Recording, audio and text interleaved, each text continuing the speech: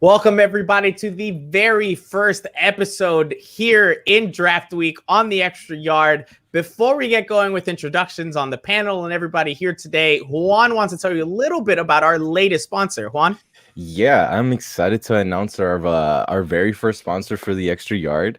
The best way I could explain it to all people is, I think we have some Marvel fans here or DC fans. This is kind of like, adding a little bit to your utility belt. You're gonna be like Batman. In these crazy times that we live in, I don't think there's ever a better time to have basically a certified PI, and the list is pretty long with what he does. He does legal investigations, corporate investigations, missing people. He even does, if you got like a cheating spouse, you got some issues you got to handle, he'll got you covered. Just hit him up, mention the Extra Yard, and he'll get you that free consultation. And like I said, there's no better time to have somebody like that on your team. All right, and we got a little video on that sponsor, so here we go.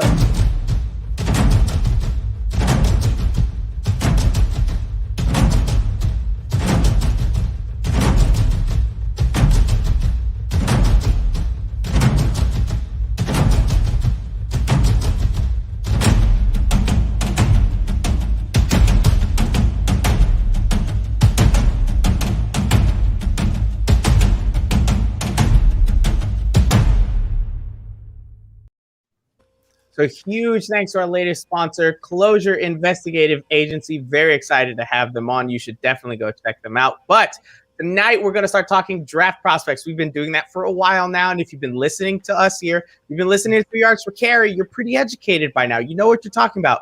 You want to get more educated, you check out Simon Clancy's draft guide on Gridiron Football. It is so cheap. It is incredibly informative. I already know I'm smarter than Kai and Juan, and now 10 times that because I've read this guide front to back.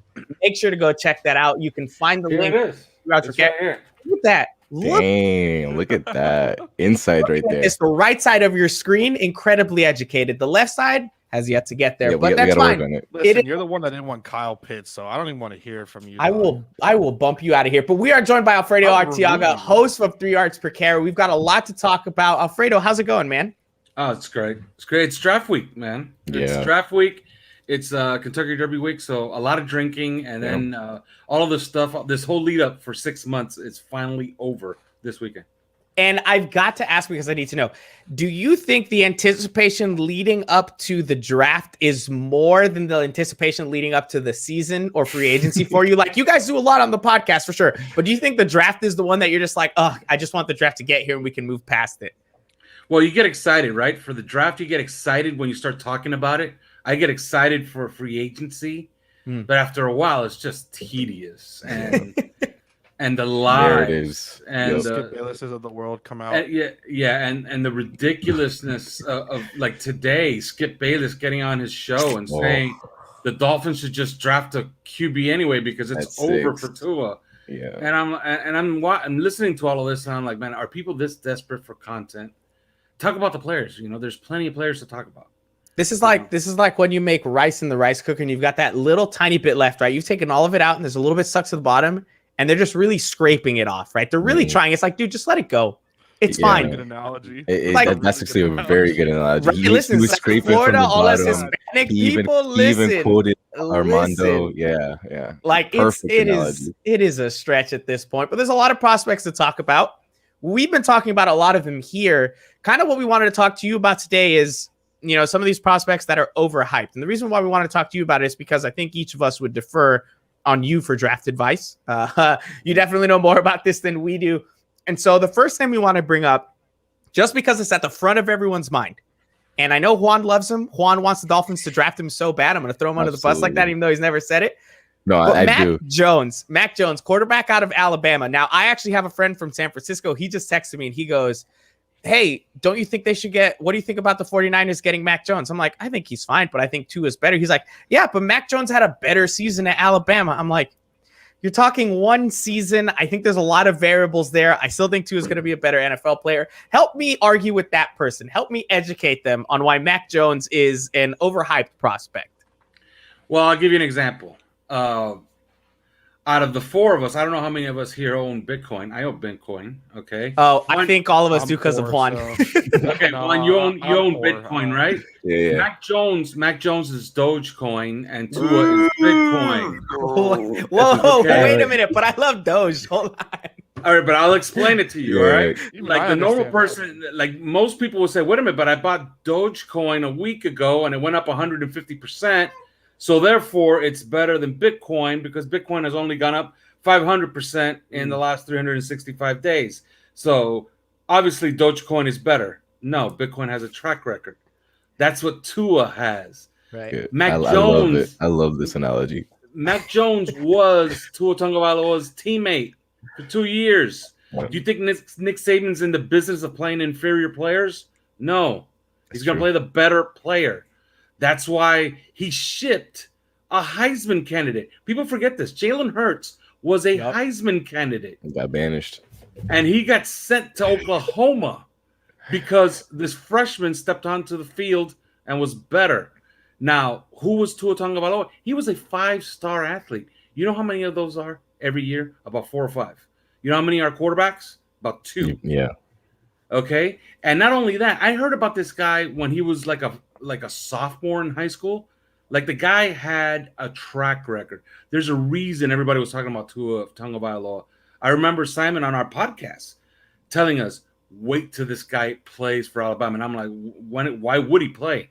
Jalen Hurts is their quarterback. Yep. He's like, watch. He was expecting him to take over for Jalen Hurts that season at midseason. It didn't happen. He took over at midseason. The hype from Tua is not one that was born from one single season, which was what Mac Jones did last year. It was born from 6-7 years. 5-star athlete, recruited all over the nation. Everybody expected him to be great. Everybody expected him to win a Heisman. He was a Heisman finalist twice. Then he was a top 5 pick in the NFL. So, yeah, there really is no comparison between him and Mac Jones.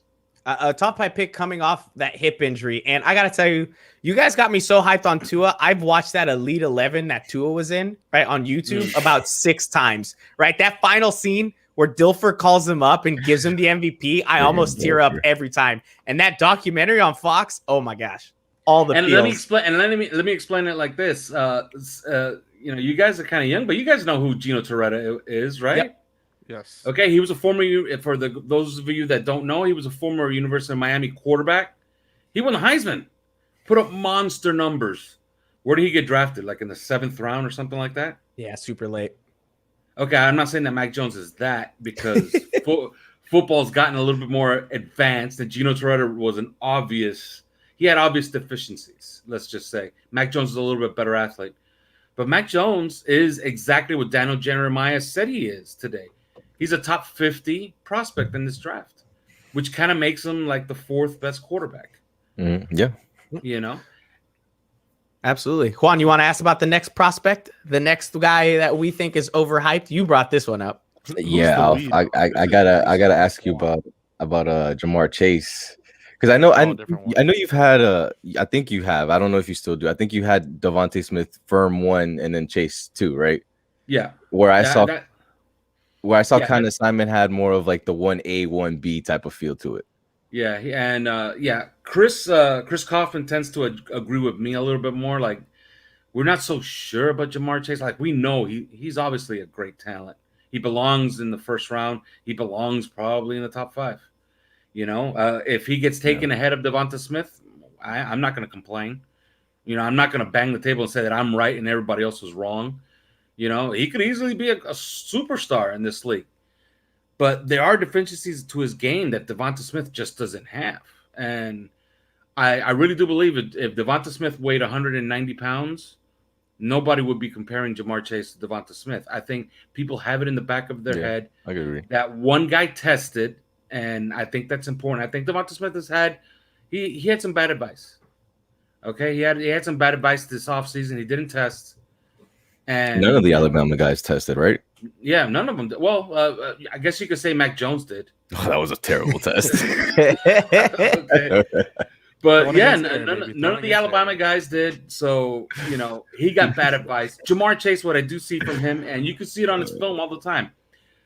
teams tried to jam him, and sometimes you could see him struggling off the line. And he just powers through jams. Watch how teams defend Devonta Smith, and especially watch him last year when Jalen Waddle got hurt, and how they defended Devonta Smith. They bracketed him, they doubled him, they laid off of him. Then they tried to like shade press. Then they tried to play outside leverage on him. He beat all of that, and he actually played better without Jalen Waddle on the field. So you would think, with Jalen Waddle, it's easier for him, right? No, it became harder for him, and he performed even better. And actually, just real quick before Kai goes on to the next one, I'm going to quote the Gridiron Draft Guide. I'm going to try to do that multiple times throughout the night because you should. And I think it's interesting you bring that up because Simon has on the skinny for Jamar Chase. The last sentence he has in there is, can he consistently defeat press? And it feels like that's what everybody's yelling about Smith. Oh, he only weighs X amount. How is he going to get past an NFL cornerback? Yet he did it so often in college, right? Out of those two, you would say if it was your choice alone, it's Devonta Smith because you have more faith in him defeating press and him getting through that stuff than Jamar Chase, correct? Yeah, I'll take the skill guy over the bully. You know what I mean? Because the bully in this case is 6 feet, 200 pounds. Yeah. Now, if Jamar Chase was 6'3", 220, then I'd believe him. Like, yeah, this guy's just going to push people around and just get past them. Nobody's going to be able to press this guy. It's different when you're 6 feet, 200. Yeah. Kai, you want to ask about the next one? And this one hurts me, so I might look away. Listen, we're not the ones that are sitting on this, stool, though. I think me and you are both the Mac Jones kind of overhype, overrated. I said Najee. Juan's over here saying Najee Harris, which I mean, just to put like some 2 cents in, like I guess you could kind of understand where Juan's coming from, but I'm more so on the and maybe it was not necessarily Najee's overhyped, but I think Travis Etienne's getting kind of undersold a little bit. Like it's like looked down at like we're gonna get Etienne. No, wait. Tell the people what you said in our WhatsApp chat when I said get the F out of here with that Najee slander. Tell the people what you said. I really don't remember. What did I say? Oh, he doesn't. You can tell them. You can tell them. He goes, listen, the guy's always talking about his own skills. No, you're right. That was today. Tell the people what you said. It was. I've seen 2 interviews of him. I've seen the one after his quote unquote like workout with Mac, and then I've also seen basically today's with I think it was K on NFL Network. And it was just more so like, I led all running backs in touchdowns. I wish, it should be talked about more. And it's like, but who needs to talk about it? Like your coaches or the media? Like which one is really concerning you? That you're right. Yeah, I did say that. Yeah, Alfredo, please. I'm trying to find I don't want to be wrong here, but well, 2 years ago, who was the number 1 rated running back? Almost like by consensus, right? It was Travis Etienne. Yeah, because we know he's fast. Yeah. I don't think we know if Najee Harris is fast. All we have is really his film, and his film is, it's top notch. It's as good as it gets, really.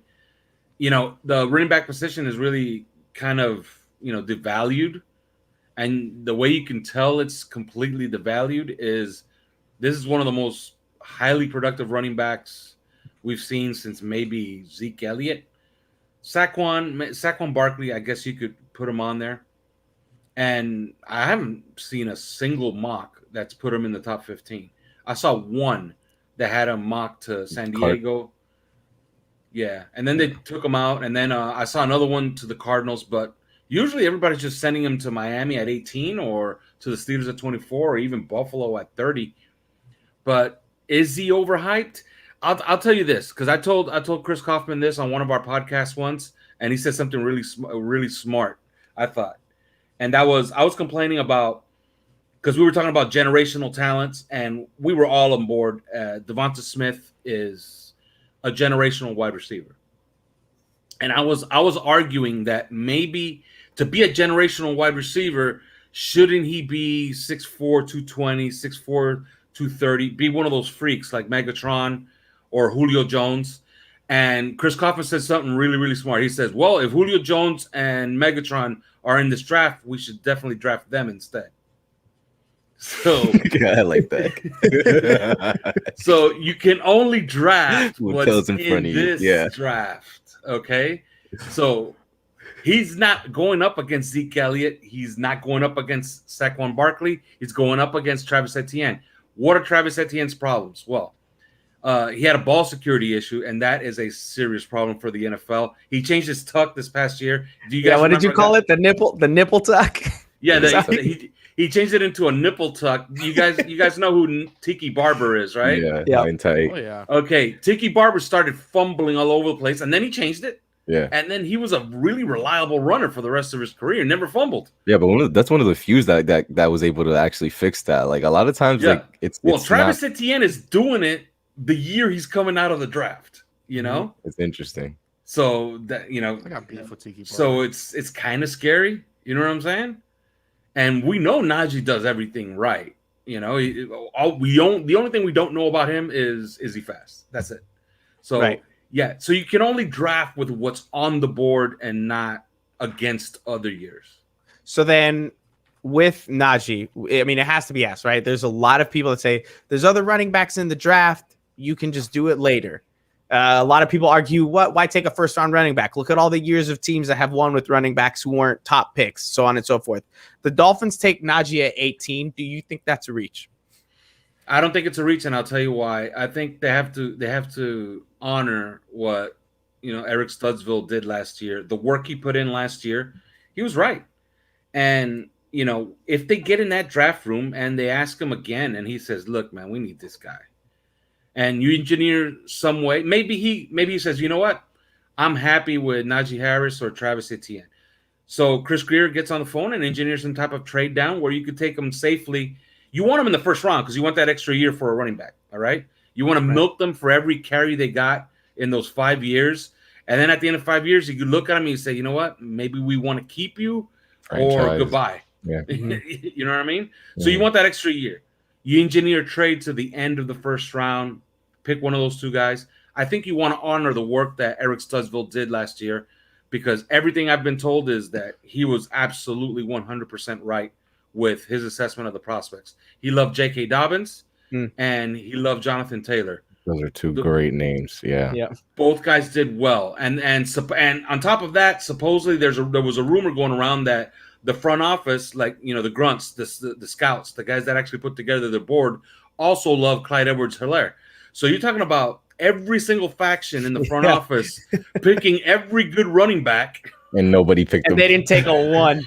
And they didn't take a one. So I would say that this year, since you can't go back, like, if you ask me, I'll take Dalvin Cook instead. The problem is he's not even sure. I was a huge fan of his coming out of FSU, but you can't take him, right? So I want the best. Whatever you got at the top of your board, take them this year. And I mean, we can ask this one to everyone, right? I'll say it. If they don't take a running back in the first 2 rounds, and it's not because somebody slid, right? If people slide like crazy, like for example, Zaven Collins drops to 36, I'm fine not taking a running back there, right? Kwity Paye's available at 18, I understand it. Somebody else slides, right? If it's because people slide, I understand. What if Michael Parsons is there at 18? I just, the off the field stuff, I'm kind of like, it is weird. It is. I'm just kind of like, did you guys listen to our last 3 yards per carry episode, our mock draft episode? Did you see the 2 players we ended up with? Well, I didn't. I missed that one. I was starting it and I haven't finished it. Who did you guys end up with? Well, we worked like a front office. We debated each of the picks. I caused the stink at 6, and we ended up taking Devonta Smith because me and Chris Kaufman overruled Simon. Who did Simon have? Simon was thinking about taking the better fit in Jalen Waddle or taking Jamar Chase. Hey, I'm with Simon. I was just saying. I mean, but we finally settled on our board, and we ended up sending Kyle Pitts to Atlanta, and we ended up sending Jamar Chase to Cincinnati. So we had to choose between Devonta Smith and Jalen Waddle, so we took Devonta Smith. But at 18, I started pounding the table for Najee Harris there. And I got overruled by my 2-3 yards per carry. Micah Parsons. Okay, but that's where. Look, to me, I felt like they gave it a shotgun approach to the running backs last year, and they were like, "We can figure it out. Somebody will slide," and nobody slid. Right? Well, technically they slid, but just not all the way down. They're like, "Oh, we could wait for the next pick," and it never happened. In my opinion, if they don't take a running back in the first 2 rounds, unless it's because like a Javonte Williams slides to the 3rd. I'm going to feel a type of way, right? If they don't take one of the top 4 running backs, I'm going to feel a bit slighted because I think they need to address that position somehow, and they haven't done it in in recent memory, right? So we can start with you, Kai. If they don't take one of the top 4 running backs, would you be upset? I think it's a simple answer of yes. I just listen. I love what Eric Studesville was able to do last year, especially considering that the starting back that he had opening day in Myles Gaskin. I think any single person was like, yeah, that dude's gonna be the starting back. I don't know. Last time we talked about this, Alf was with us, right? Like Alfredo was with us when we were talking about that. It was like where we said, who knows? It's like, we didn't think it was going to be Myles Gaskin, taking the bulk of the carries in New England that first game. And it's like, he did good, having a Savon Ahmed run for 100+ yards against the Patriots, doing what he did with Myles Gaskin and using them in the receiving game. There was a lot that you liked about it, but you got to get a dog. Like, you got to get someone that's going to be the guy. Like, I'm tired of watching Miami Dolphins football where it's like, oh, this is doing good, this is doing good. But man, if they had a running game, it would really open the play action, it would really open this, it would really open that, it would do good for the offense. And it's like, okay, well then can we get a back that can help the running game? Like, it's getting tiring at this point. Juan, where do you stand? Yeah, I'm gonna have to do the contrarian here, because I look at what the team needs and what players are available. Look, I've done a couple mocks. I can't find a center if I don't get them within 36 or 50. There's no center that I can find past that. Like, that is going to be. You have center as a higher need than running back, though? Yeah. Ooh. Big time. I'm okay with Skura not even close. I think for me, it's like you're almost like Creed Humphrey or die. Like, if you're gonna do Dickerson, I get it, because he's when he's healthy, he's dominant. Like, there's no other way to describe him. But it's that. But when he's healthy part, and I think they definitely need to attack center. With all players. Well, yeah, a lot of them apparently. And I don't know. Like, I feel like if they're gonna prioritize, I feel like Flo's gonna have a big say in that. And if a Michael Parsons there at 18, it's hard for me to envision them passing on that. Which then at 36, you need to go center, in my opinion. I don't think you can leave this draft without like a legitimate candidate to start at center. And then if you're skipping out on running back, then I'm not gonna lie, I spent the afternoon looking up Ramondre Stevenson's tape. I'm starting to start. Someone brought that up in the comments to us, and that was the guy. I'm just starting to really think that it's gonna be running back late. So then, Alfredo, I'm assuming you're with me and Kai on this, that it's got to be one of the top 4 guys. I feel like you're going to be with us, and if you're not, I'll probably cry, right? Nobody should take Juan's side. You don't come on the show to take Juan's side. I would say one of the top 3 guys, really, to be honest with you, because later on, Ramondre Stevenson is a nice player. His problem is that he's a big back, but he chooses to be a big back from when he wants to. Yeah. So he changes his running style a little bit. A guy that you should really look into is Mississippi State, Colin Hill. That guy's a player. I'm looking him up. I think he's going to be a really good pro, and he has that Kenyon Drake look. He could hit home runs, he can catch it, he could run pass patterns. But are we going to be doing this again? Are we going to start like trying to hit bingo again with a 3rd or 4th round pick? Yeah. They've been lucky with it before. They found J.J., they found Kenyon Drake, right? So are they going to do it again? I don't know. I think nobody liked Kenyon Drake. I don't know what happened with this team, but they were like, "Hey, Kenyon, thanks for those couple good games. Sit down." Yeah. I don't know what that was about. They made him the bell cow for like 7 games, and he was like a top 3 back in the NFL. And we don't want him. Get him out of here. Yeah, it was like, forget that guy. Kenyon Drake did kind of prove that he wasn't a guy that played well with others, right? Like, he needed the ball all the time to do well. Like, he wasn't good in a running back room. So I think just take the top guy and be done with it. As far as centers, Drew Dalman is a guy that Chris Kaufman really likes out of Stanford. Yeah, I've seen him. Quinn Miners is I like Belly Boy. Drew Dalman, you could get him in the top of the 3rd day. So like you could earmark a 4th round pick for him and take him. Quinn Miners day 2, day 2, because he has fans. Yeah, he's not. I don't think he's reaching 50. Did you see him shirtless though? Like, I'd take that guy. Yeah, it looks like that dude looks like a barbarian. I will say this. I will say this. This is something that I was told specifically by somebody that would know, and I was told specifically that the Dolphins, with their first 4 picks, which are top 50 picks, that those 4 picks they are expecting those guys to play a lot of snaps. And I kept thinking to myself, man, Michael Parsons, yeah, okay, he may be a great player. You wouldn't play that many snaps. He's not going to play a lot of snaps if they take him at 18, So I don't know. I have my doubts. Like, if you're going to do the all-snap team, he's not in it. Zayvon Collins is. Right. Zayvon Collins at 18. Like, I was arguing with time Kaufman. right there. Yeah, I was arguing with Kaufman and Clancy, like, hey, meet me halfway.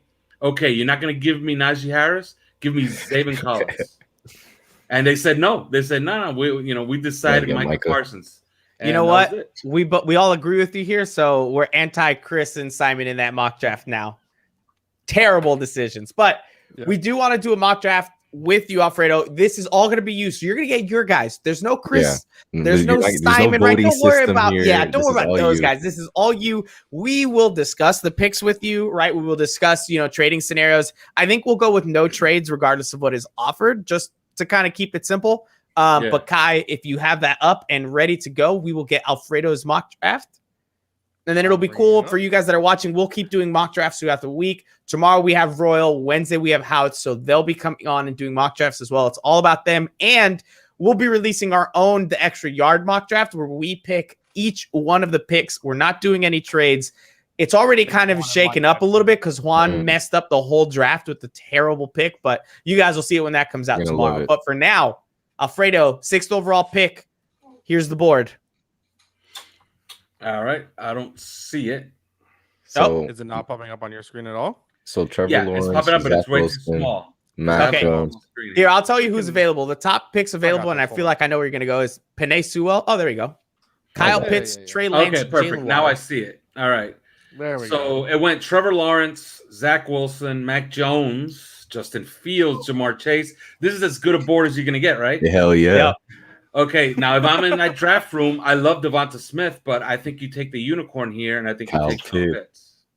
And this is where I think the discussion comes in. I think Devonta Smith is going to be a more explosive player, right? I mean, he's faster. He's going to take the top off of defense. Did you see that Sports Science today? Oh my gosh. But I wasn't super into Kyle Pitts. I thought he was a good prospect. I wasn't super into it until you guys talked about it on the podcast and you mentioned how it was going to be mismatches like crazy, right? Like having Devonta Smith. Can't admit that a Gator is going to be a freaking Bateman. It hurts to say, excuse me for doing the right thing and hating the Gators trash.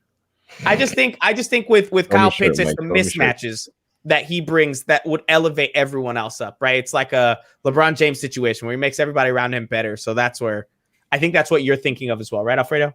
Yeah. Now on this board right here that I'm looking at right here, Azeez Ojulari would be an awesome pick, right? Zayvon Collins still on the board? I believe he is, right? Yeah, because Michael went, Kwity Paye went. Yeah. Okay, so like right here, I'd be probably trading down and thinking about maybe a Joseph Osai deep in the draft, maybe even a Tevin Jenkins. Oh, I like Tevin Jenkins. But since it's a no trade draft, right? I want that's what we're gonna keep it as. Yeah, RB1, maybe Najee Harris. Yeah, and his running back. I'm gonna buy a second Dolphins jersey. It's gonna be Najee Harris just for you, Juan. Why? No. All right. Creed Humphrey went, right? Yeah.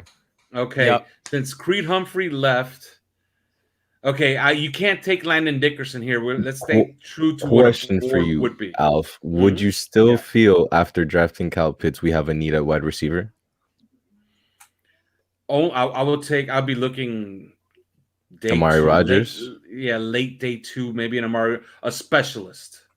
And Amari Rodgers will be a specialist I would look for. And nothing sooner than pick 50. But this pick 36, right? Yeah. Let me see at wow, that's not Jalen Phillips that I see there, right? Yeah. Jesus. Okay, now look, the guy right below Jalen Phillips, Kelvin Joseph. Mm-hmm. Keep that guy in mind. He tested amazing. Through the roof, okay? Yeah. Really versatile. We know what this franchise likes to do, right? Like they like to take corners. They love corners. What if on their board, Kelvin Joseph is like their number 3 ranked corner and it's pick 36 and he's right there? You know what I mean? But let's do the responsible thing. Let's go get a ready-made pass rusher, right? Best pass rusher in the draft is Jalen Phillips. Just Easily. Yeah. If it wasn't for that medical, I think he goes top 15-ish, maybe top 10. What is it about Jalen Phillips that you love so much? Like, what is it that he brings? Like, if you could just like quickly sum it up. Well, he has a good set of moves, first of all, and he has really, really strong hands. He knows how to extend them, and he gets off the ball really quick, right? And he knows how to put his hands on tackles. Yep. So early. he's a schooled pass rusher. Like, I wouldn't be surprised the least bit if he blasts off with like 12 sacks. That Alden Smith.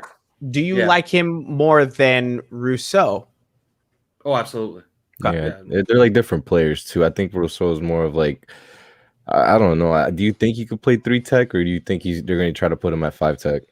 I think he's going to play. They're going to try to play him at 5 tech, and then they're going to have to rush him from 3 tech to try to get the most out of him. But if you saw both of them at the Pro Day, man, they look like different people. Yeah, Jalen Phillips looked like a top 10 NFL draft pick. Would look like a man.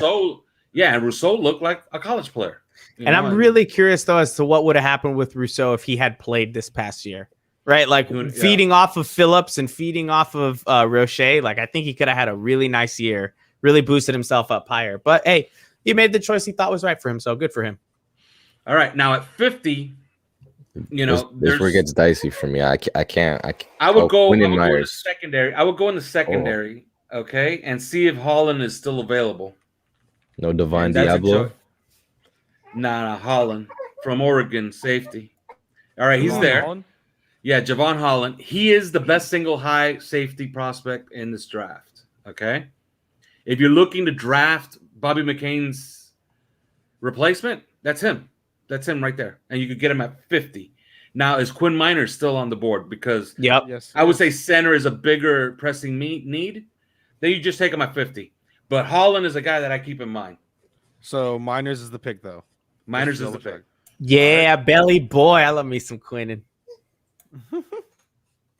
That's your guy. He just Holland just went at 80. Oh no! And just to piggyback off that, it's not necessarily that it's like, okay, we're gonna draft him and then cut Bobby, because one of the things you could do is you could put Bobby in the nickel, and then at that point, you're getting better at 2 spots, in my opinion. Oh, yeah. Well, and it's not just that; you're also keeping what's his name off the field. All right, what are our picks? What picks do we have left? We currently have 81, 156, 231, and 258. Okay, can we get DeMar Hamlin at 156? I think so. If not at 81, I'm going to take my specialist here. What's that receiver? Oh, I already know who he's going to go. Oh, you got to. That's obvious right there. You got to take. I think he might even be BPA at this point. So just take Dwayne Eskridge. Yeah, Dwayne Eskridge. 81. Man, he lit up that Senior Bowl. I think didn't Richie Grant also have I know we were talking about safeties. Didn't Richie Grant also have a good Senior Bowl and the team liked him? He went all right, this picks itself. If DeMar Hamlin is on the board, then that's who we're taking. He is on the there board. It is. And that's it right there. Now let's go get a special teams player, and I will take Divine Diablo if he's available with my next pick. Yo, I love that name though. He's for sure gone. Yeah, I like Trey Norwood. I like the safety from Oklahoma right there too. But we already got we didn't get him. So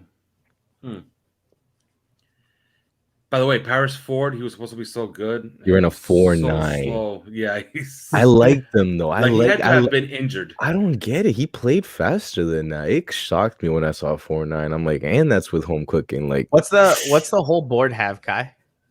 The entire board. Oh, Errol Thompson. I mean, I know that guy. Like, wow. I feel like KJ Britt started a lot higher. Let's look at linebackers because we need a McDuffie. I mean, that's a hell of a name. Second to last pick here. All right, because we got our cornerback. I mean, we got our safety, our single high safety. A Buddy Johnson. That's a great name. I'm just going based off of names at this point. You know what? The BYU nose tackle. Go to defensive tackle, and we could fill another need there. Not here. Not here. Lorenzo Neal, I think his dad played fullback. I got some Unless they pedigree put there. him as an edge. No, yeah, not here. No, he's not there. Nope. Defensive tackle. What's on the board at defensive tackle? Mustafa Johnson, Tadaro Nope. Slayton, Quentin Bohanna. These are some great names.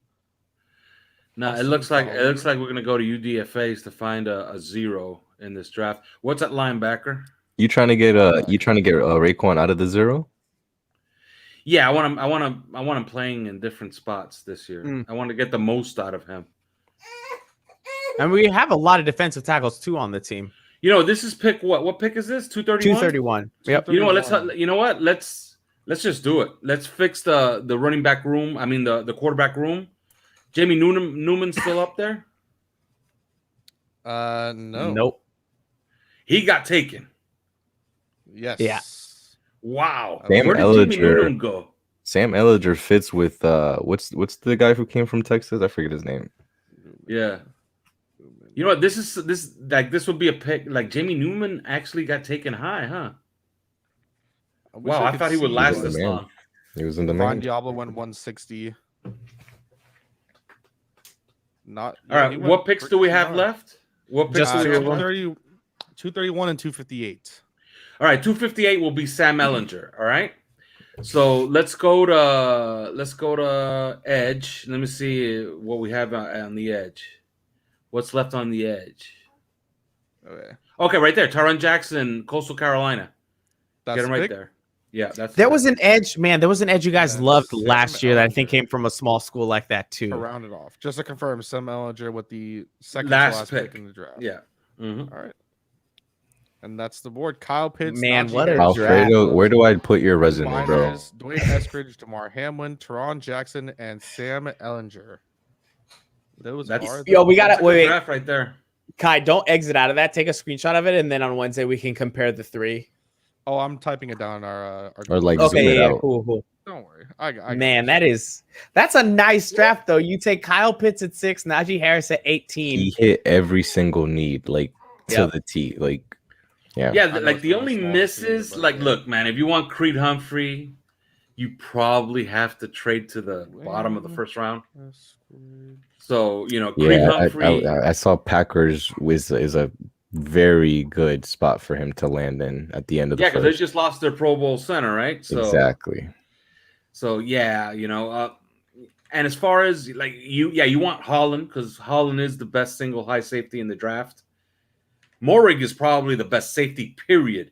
But he's like Simon Clancy said on our podcast, he's a safety. You know what I mean? Holland is a little bit more versatile. He fits more with what Miami likes to do. Like he could come down on the slot and guard tight ends. You know, so he could be an eventual replacement for Eric Rowe. So I really like Holland. Like that's the guy that you would look at like with pick 50. And Do you want us to send you this draft so you can rub it in Simon and Chris's face and be like, you see what would have happened if you would have listened to me? Just post the screenshot and yeah. We'll post the screenshot enough. and you can let them have it because man, you did way better than this Micah Parsons nonsense. Absolute garbage. Last question before we go. There's been more rumblings kind of back and forth about the Dolphins trading out of 6. What would need to happen, in your opinion, for you to be comfortable with the Dolphins trading out of 6? And regardless of those circumstances, do you think the Dolphins do that? Well, I think if Kyle Pitts is there at 6, man, you really need a lot of courage to trade out of there, right? Yeah. So I think it has to be a scenario where they're gone, where Kyle Pitts is gone, and Jamar Chase is gone. Like, let's be real about it. You know, this front office likes SEC players, so that probably puts Jamar Chase in play with the 2 Bama boys, right? So I would think that the choice is Waddle or Smith at 6, and they have pretty good intel that one of them will be available at 9, and they make a move with the Broncos. With the Broncos, and I would assume the Broncos would be trading up for a quarterback at that point. Right, and the Broncos would have to be pretty nervous about 7 or 8 taking a quarterback. Like I know 8 is Carolina. That's a possibility. Who's 7? 7 is Detroit. Yeah. Both of them are kind of they're possibilities. So I could see a scenario where like what helps Miami. Well, what helps Miami is imagine Mac Jones going 3. Imagine Fields if Fields, 4. yeah. Well, no, if both of them drop to Miami, like let's say Miami is sitting with at Fields 6, and Lance there. Oh with yeah, Fields and Lance there, you just start selling that pick. you're giving You Chris do an open Greer all auction. the ammo needed to You just do an open wreck auction. You the go on the league. stage and and have the announcer say, "All right, this is really really unusual. Chris Greer has just stepped onto the stage here at Cleveland, and he's taking the mic." And he You dropped know it. what I mean? No, You know he what I he just starts auctioning it like an auction house. Like we've never Yeah, heard he's Chris like, Greer "All talk right, this do I fast." hear- He's like, All right, let's start at 4 first-round picks. All right, no takers. All right, who has 3 first-round picks for this? All right, no takers. All right, 2 first-round picks. All right, I got you. I see you, Denver, with 2 first-round picks. Does anybody got any better? All right, Detroit, you're throwing in what? Oh, you're throwing in DeAndre Swift? Okay, maybe we're talking right here. Yo, let's get Alf in the draft. yeah, room. listen, we You know what just I mean? need to somebody call up Chris Greer, tell him he's got a new analyst, and the analyst is Alf. But that's Alfredo's gonna help him But out. you got to be careful. You can't go too far. You know what I mean? It has to be. You have to stick in that little sweet spot to guarantee yourself at the very worst, Jalen Waddle. Right. So you think they need to walk away with one of the 4, and the 4 being Pitts, Chase, Waddle, Yeah. and Smith. They need to walk away with Yeah. one of those 4. Yeah, one of those 4, and I'm happy. You know, and like I said, I'm not a huge fan of Jamar Chase, but I recognize the talent. Like he's a mega talent. Absolutely. So Any you of gotta those be happy guys with taken either would be of those great. 4. Yeah, any of those picks. As long as it's not Penny Sewell. Yeah. Get The points you guys were making, I was already against Penei Sewell. I think he's a great prospect. I just think at that point you're shuffling the offensive line. I don't think Penei Sewell is going to be the high level talent that any of those other 4 guys can be. So yeah, I like the think- guy I was arguing with on Twitter like last week. He was like, "No, you take him and you put him at right tackle," and I'm like, "So you're drafting a right tackle at 6?" yeah. No, you're taking a left tackle, but you're moving on the right tackle. I'm like, so you're drafting a right tackle at 6? Yeah. That's I just don't see it. I love that logic. Sewell is talented. I don't think any of us would argue that. I just think it helps out this team. And I tried to explain the guy, like, the guy got himself, like, if you did take him at 6, he got himself drafted as a left tackle, and now you're gonna make him play right tackle. Yep. Like that's like saying, you know what, we're taking Devonta Smith and we're gonna play him at corner. You know what I mean? Like that makes no sense to me.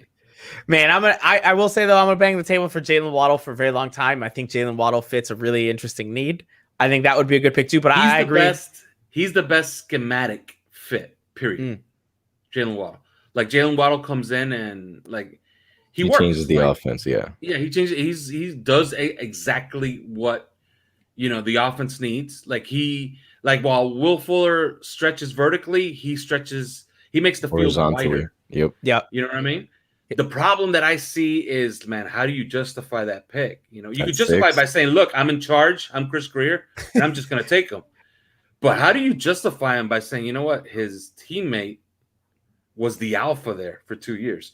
And not only was he the alpha, he was the alpha when Jerry Jeudy was there and when Henry Ruggs was there. And you're going to say, okay, this guy has been the alpha receiver at Alabama for 2 years. You're going to take wide receiver B? Wide receiver C? It's complete projection over production at that point. Yeah. Yes. It's dangerous water.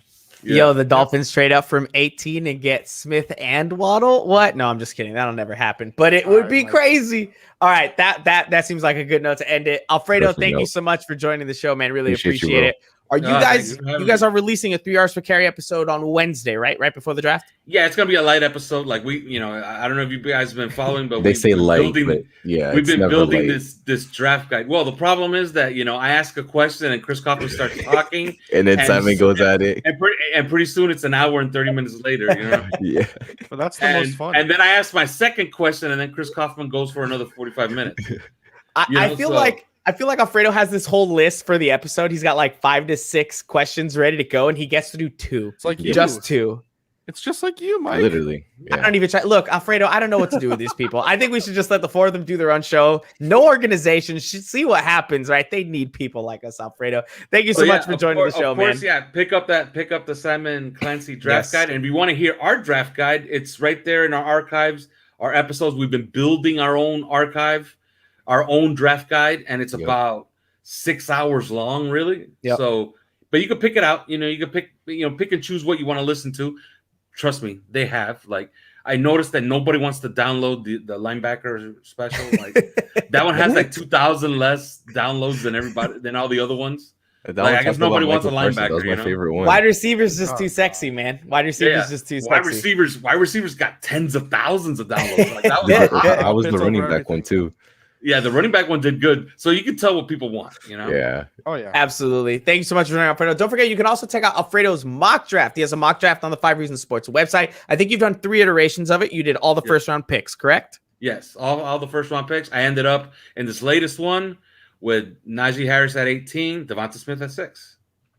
Hey, you see, Yeah, that's a that's solid insane. draft. That's a way better draft than Micah Parsons. I don't know if Simon or Chris are And going to that's watch great. this. And that's but- also great. Michael, you're the saying network it so because- much, you're gonna jinx yourself, bro. I just don't want it. about it. I just don't want That's it. really good. If we end up with Devonta Smith and Najee Harris, Mhm. that's really good for the network too. Because think about the T-shirts. We could have super Yep. friends. Oh, there, I love the Alabama, plug. Alabama already knows about us, right? Because Alabama's been really following the network for a while. Like, Alabama, just come on down. Just all of you, just come on down. Just make So it thank you South so much for Florida, joining us, Alabama. Alfredo. This has been an incredibly fun episode. We will be back tomorrow at 9:30 p.m. with a Royal. He's going to do his own draft. I very, very much doubt it'll end up as good as Alfredo's. Honestly, he's going to get to like a 4th round pick and be like, whoa, He'll who know the up heck to is pick this guy? 36 for sure. Yeah, he'll know up to 36. After that, I don't know, but it'll be a fun episode because it's always entertaining with Royal. Thank you guys so much for watching. You guys have a good night.